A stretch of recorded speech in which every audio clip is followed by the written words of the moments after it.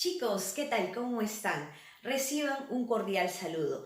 En esta oportunidad vamos a continuar con la segunda parte de nuestro tema, el desarrollo humano. Bien, ya hemos visto pues cuáles son los factores, cuál es su definición.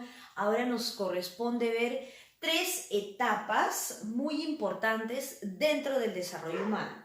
La etapa prenatal, la etapa de la infancia y la etapa de la niñez. Vamos a ir abordando poco a poco cada una de ellas, ¿ok? Bueno, sin más para hacerte esperar, comencemos. Vamos a iniciar entonces con la etapa prenatal. Quiero resaltar que la etapa prenatal se divide en la etapa germinal, embrional y fetal. Cada una es totalmente diferente, ¿ya? Hay un desarrollo aquí para llegar sobre todo a esa última. Bien, entonces comencemos. La primera, veamos por aquí, tenemos la etapa germinal. ¿En qué consiste? Nos dice división celular e implantación, ¿no? Está comprendida entre la primera y la segunda semana, ¿ya? Vamos a verlo en la siguiente imagen, permíteme. Muy bien. Tenemos por acá esta imagen que yo quiero compartir contigo. Muy bien. ¿Qué ocurre entonces en esta etapa prenatal, ¿no? O sea, en la etapa germinal. Estamos aquí, ¿no? Vamos a encontrar, por ejemplo, la serie de espermatozoides que van a inmediatamente buscar fecundar el óvulo, ¿no? Entonces, una vez que dentro de ellos uno, ¿no? Tan solo un espermatozoide logra ingresar, logra fecundarse, estamos hablando de esta famosa división celular, ¿no? La división celular. Y esta inmediatamente, ¿qué va a ocurrir con esta división celular? Se va a implantar en el útero. ¿Estamos? Muy bien, entonces observa, recuerda, la etapa germinal hay una división celular, ¿no? Y esto a causa de que los espermatozoides, dentro de los cuales hay varios, solamente uno en particular, va a lograr ingresar y fecundar al óvulo y así vamos a ver esta división. ¿Listo? Muy bien, ahí está, ¿no? Entonces la celular y luego viene la implantación, donde te dije en lo que son en los ovarios, ¿no? Ya viene la implantación ahí prácticamente de este tipo de célula, ¿ya? Muy bien, tenemos entonces ahí, vamos a la siguiente, ¿ya? Tenemos ahora lo que es la etapa embrional. ¿Cuáles son sus características? Veamos. En esta etapa embrional vamos a encontrar que los órganos empiezan, ¿qué cosa? A formarse. Por ejemplo, aparece un tejido óseo, aparece el aparato respiratorio, el aparato digestivo y el sistema nervioso. Esta etapa, sobre todo embrional, va a darse entre la tercera y octava semana, ¿ya? Veamos algunas imágenes entonces. Aquí está. Bien, observa, ¿no? ¿Qué estamos encontrando entonces en nuestra etapa embrional? Hay una formación, mira, si te das cuenta, por ejemplo, este es el rostro, ¿ya? Este es el rostro que está en proceso, en formación recién del feto, ¿no? Mira poco a poco como ya está, por ejemplo, aquí, ya más grande, implantado, ¿no? Dentro del saco amniótico, por ejemplo, ¿no? Ahí está el cordón umbilical, vemos, por ejemplo, aquí la columna vertebral, ¿no? Ya está, ya hay una formación en este aspecto más clara, ¿no? Sobre todo resalta aquí la formación de los diversos, pues, aparatos digestivos, respiratorio, ¿no?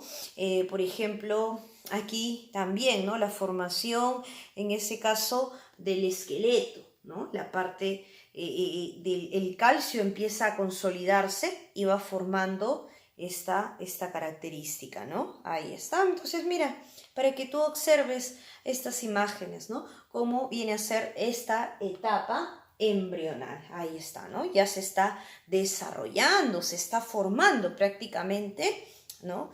El feto. Bien, vamos a la siguiente. Tenemos por aquí la fetal. Vamos a ver cuáles son sus características, que nos dice los órganos empiezan a madurar para la vida fuera del vientre materno. O sea, ya está preparado el feto aquí, ya prácticamente, para poder, ¿no? En ese caso, al momento de salir, por medio del parto, ya esté apto para la supervivencia, vamos a llamarlo, ¿no? Entonces, prácticamente ese periodo se comprende pues entre lo que es la novena y ya la máxima listo para el parto en la 36, ¿no? En la semana número 36, ahí está, ¿no? Y sobre todo, bueno, algo muy importante que empieza a responder a estímulos, ¿no? Cuando la madre está embarazada, por ejemplo, le habla, ¿no? Habla al vientre, y inmediatamente el feto comienza a tener tipos de reacciones, ¿no? Tipos de respuestas, ¿ok? Muy bien. Entonces vamos a ver cómo es, en este caso, la imagen ya del feto. Bien, y la tenemos por aquí. Mira, ya está, aquí te lo muestro. Ahí está. Y acá, por ejemplo, para que tú lo observes bien, ya está preparándose, ¿no? Ya está totalmente desarrollado, porque estamos hablando prácticamente que ya está listo para poder salir, ¿no? Entonces, ahí está. Ya está preparado, ya está muy formado, vemos su cabeza, sus manos, sus pies, por ejemplo, el cordón umbilical, ¿no? Ya es prácticamente más notorio, ¿no? Y aquí en la última imagen ya está listo desde otra parte, ¿no? Para ya salir, ¿ah? Ya está preparado para salir, acá también puedes observarlo, ¿listo? Muy bien, y ahí está en el proceso de parto, ¿no? Ahí está, para que tú puedas contemplar y observar sobre todo este proceso. ¿Listo? Muy bien, entonces esto ha sido básicamente la etapa prenatal. Bien, vamos a dejar un ratito esto y ahora que prosigue, ¿no? ¿Qué es lo que continúa en esta etapa prenatal? Vamos a hablar a la infancia, que comprende desde el nacimiento, le he puesto 0, desde el nacimiento hasta los 3 añitos. Ojo, infancia desde el nacimiento hacia los 3 añitos, ¿ok? Vamos a ver dentro de la infancia qué tipo de desarrollo hay. Vamos a tener el desarrollo físico-motor, el desarrollo cognoscitivo y el desarrollo psicosocial, ¿no? Entonces, veamos las características. En el desarrollo físico-motor, ¿qué es lo que vamos a encontrar aquí? A ver, junto conmigo, tenemos los reflejos primitivos, la succión y la prensión. Por ejemplo, estos dos primeros, ya, enfocémonos aquí, en estos dos primeritos, básicamente son lo que ocurre en los primeros meses, ¿no? Si hablamos de reflejos primitivos, prácticamente tiene que ver mucho con que el recién nacido pues tenga movimientos involuntarios, ¿no? Estos reflejos primitivos son los movimientos involuntarios, el pataleo descontrolado, el movimiento de las manos, por ejemplo, descontroladas o descoordinadas, son características de un reflejo primitivo. En el caso de la succión, igual, cualquier objeto que se le ponga muy cerca a la boca del recién nacido va a buscar el succionar, ¿no? Por ello lo relaciona o se está relacionado más a la parte de la succión materna, del pecho de la madre, ¿no? ¿Qué más? Y la prensión. Prensión también se da en los primeros meses, ¿no? Del recién nacido, y esto se debe pues a que el niño, por ejemplo, coge, ¿no? Tú le pones un objeto y él lo va a coger automáticamente, ¿no? Pero te repito, más actúa por instinto que quizás porque él esté ordenando a su mano que coja un objeto, ¿no? Entonces, todo esto es en base a los primeros meses. Ahora, esto va a cambiar, ¿no? En los primeros meses, ¿qué va a ocurrir después? Ya van a haber movimientos controlados, o sea, dejamos esta partecita, ¿no? El primer punto, para pasar a movimientos controlados, ya, es decir, que el niño, o en este caso el infante, ¿no? Porque estamos en la etapa del infante, es capaz de controlar ya sus movimientos, de dirigir ¿no? O de direccionar qué es lo que quiere coger, por ejemplo, ¿bien? O qué es lo que quiere sostener, o hacia dónde se quiera dirigir. Y vamos a encontrar estos movimientos controlados en dos. la ley del cefalocaudal y la ley del próximo distal. Yo tengo aquí imágenes para que tú también puedas comprender mejor ello, ¿ok? Entonces, observa. Vamos con la primera, ¿ya? Lo que es la ley del cefalocaudal. Aquí hay una imagen, es una niña, por ejemplo, bueno, es una infante porque estamos hablando de 0 a 3 años. Y aquí tenemos, por ejemplo, que en esta ley del cefalocaudal parte desde aquí, ¿ya? Desde donde se inicia, ¿no? La flechita, ¿dónde se inicia? Aquí, que quiere decir que hay un control, hay un sostenimiento de la cabeza primero por parte del niño, o sea, va a manejar el control de la cabeza, ¿no? De la cabecita. Luego, ¿qué va a ocurrir, no? Hay un sostenimiento del tronco, ahí empieza el tronco, y luego el sostenimiento de las partes, en este caso, o de las extremidades inferiores. Entonces, la ley cefalocaudal inicia con el control o el sostenimiento, en este caso, de la cabeza, luego sigue con la parte del tronco, el sostenimiento del tronco y luego con las extremidades inferiores. ¿Listo? Muy bien, entonces no te olvides cómo está direccionado la ley cefalocaudal. Vamos a dejarlo por un momento y vamos ahora a la ley próximo distal. Y aquí tengo otra imagen para ti, ¿no? ¿Ya? En ese caso el infante, ¿qué ocurre, no? ¿Te has dado cuenta hacia dónde está la flecha? Hacia los costados, ¿no? Hacia derecha e izquierda. Entonces, encontramos, por ejemplo, que se inicia aquí, ¿no? Esta ley corresponde, pues, la coordinación, sobre todo de los brazos, si te has dado cuenta, de sus brazos, ¿ya? De los antebrazos y también, sobre todo, el control de las palmas, pues, ¿no? Coordina, asimismo, la oposición que vamos a encontrar por acá del dedito pulgar, ¿no? En referencia a los demás dedos, ¿no? O sea, hay simplemente una oposición, ¿no? Del pulgar hacia los demás dedos, ¿no? Entonces, prácticamente esta coordinación de brazo, de antebrazo, de la manito, de las palmitas, de los deditos, se llama, ¿cómo se llama? La ley próximo distal, ¿ya? Y esta se dirige prácticamente hacia los lados, ¿sí? Hacia los costaditos, ¿ya? Muy bien, no te olvides de ello, ¿ya? Ahí están las dos imágenes. Muy bien. Bueno, ¿qué más, chicos? Vamos a ver ahora el desarrollo cognoscitivo, ¿ok? Bien, tenemos por acá, entonces, junto conmigo, veamos, ¿qué ocurre ya con el infante, ¿no? Vamos a tener como primera característica, sensorio motriz, permanencia del objeto, ¿no? Imitación diferida y juego simbólico. Vamos a explicar cada uno de ellos, no te preocupes, pero vamos a dejarlo por aquí. Ahí está. Muy bien.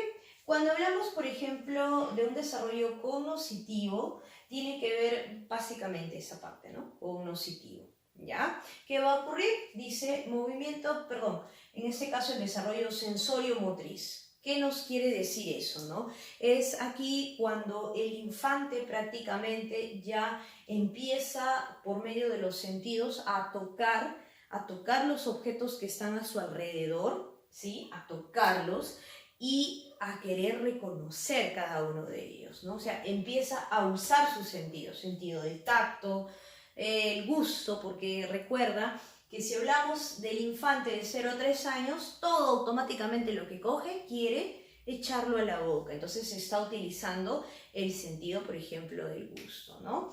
Tacto, el gusto, el olfato, ¿no? En su mayoría, ¿ya? Esto es en cuanto a la parte sensorio-motriz. Ahora,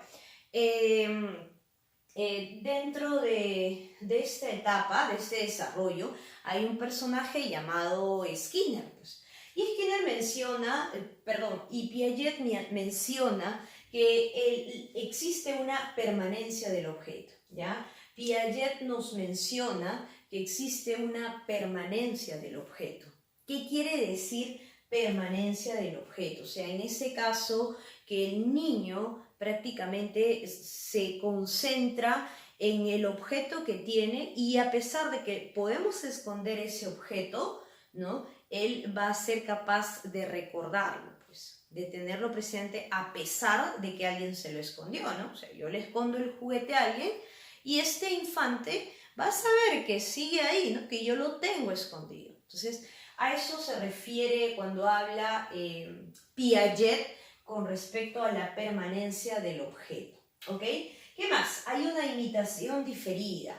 ¿Qué quiere decir? Que empieza el infante a imitar prácticamente todo lo que recuerda, pues todo lo que va captando de su entorno, lo va utilizando su memoria ya a largo plazo y así va a recordar. Entonces, cuando él quiera, por ejemplo, jugar a la cocinita, cuando esté jugando a la cocinita es porque vio a la mamá, por ejemplo, que estaba cocinando. Entonces va a realizar, va a imitar eso. Y eso se llama imitación diferida. ¿Bien?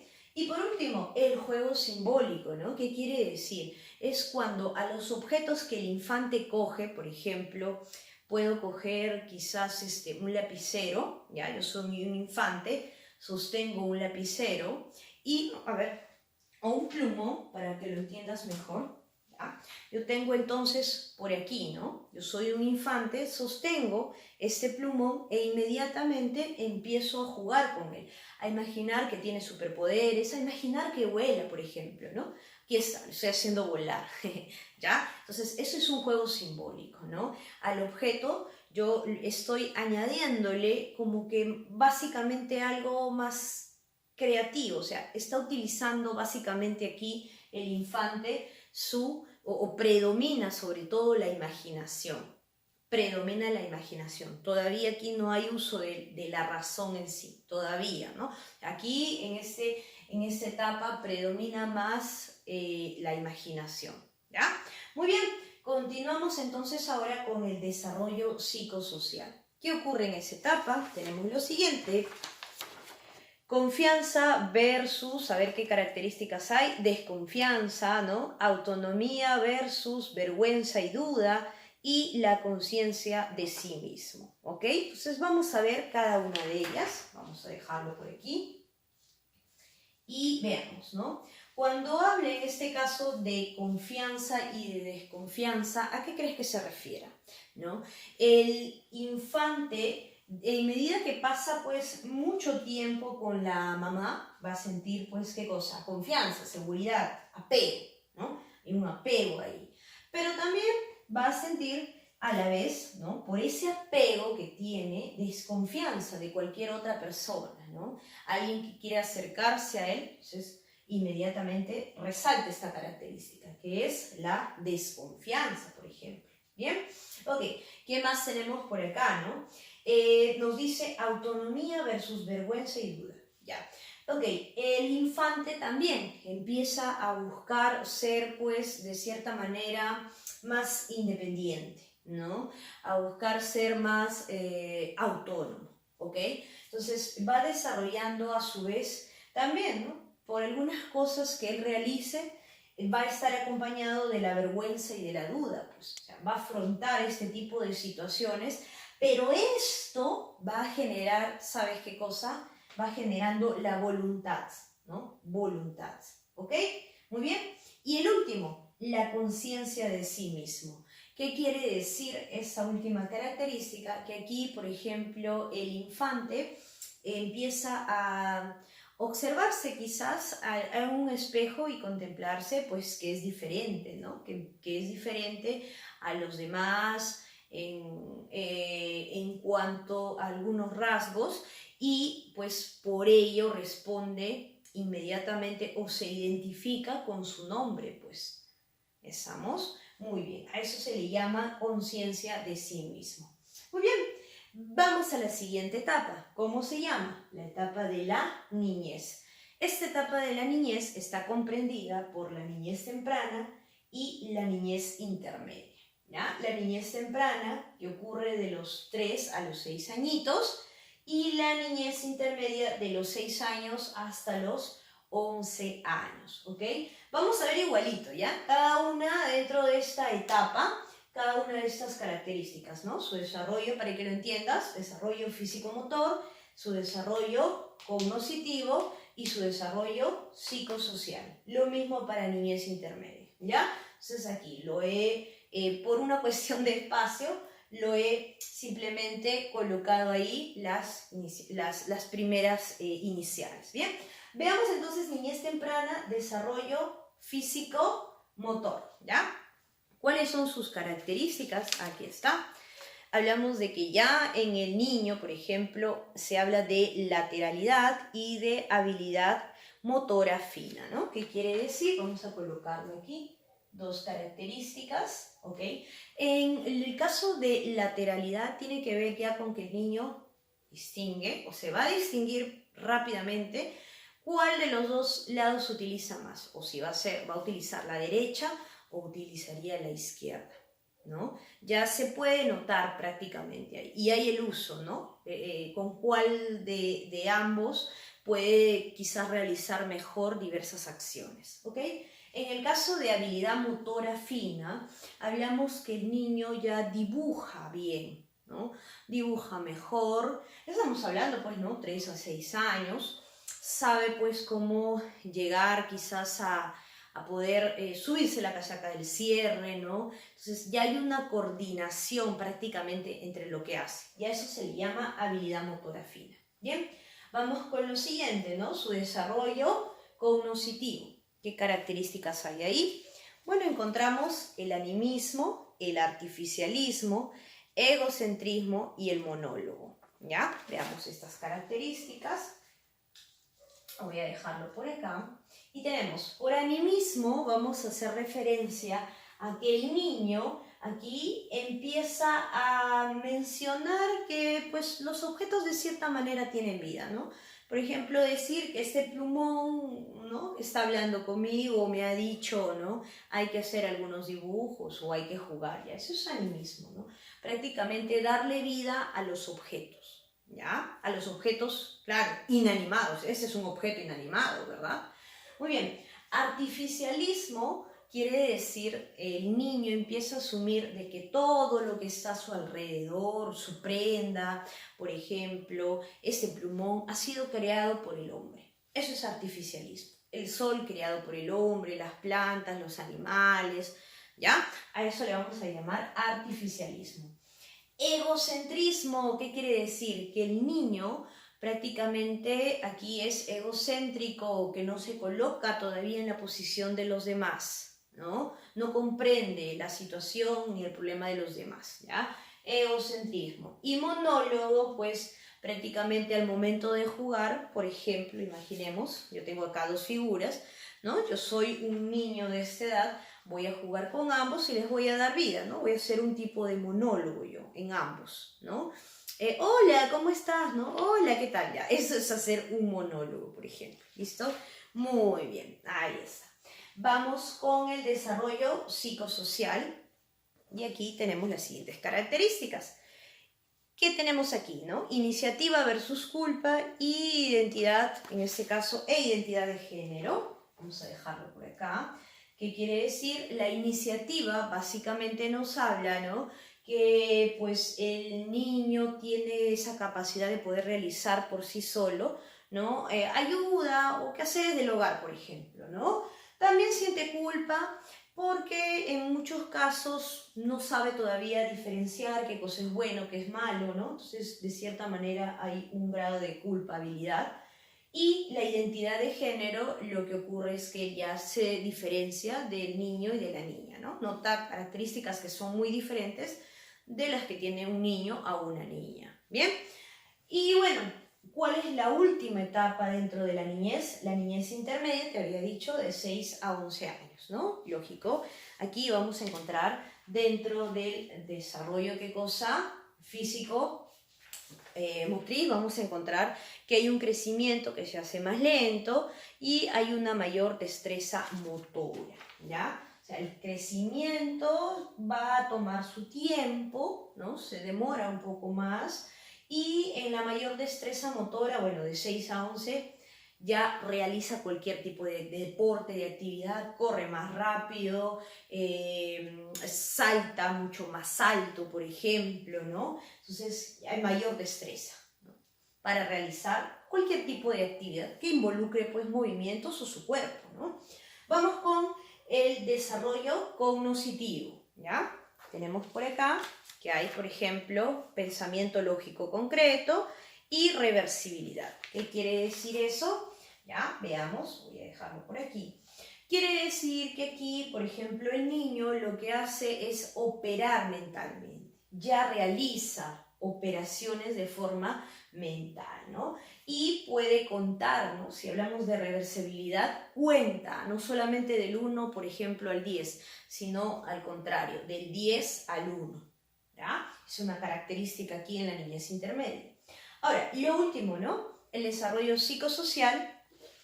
Aquí ya hay empatía, ¿qué más? La voracidad por o versus inferioridad, ¿no?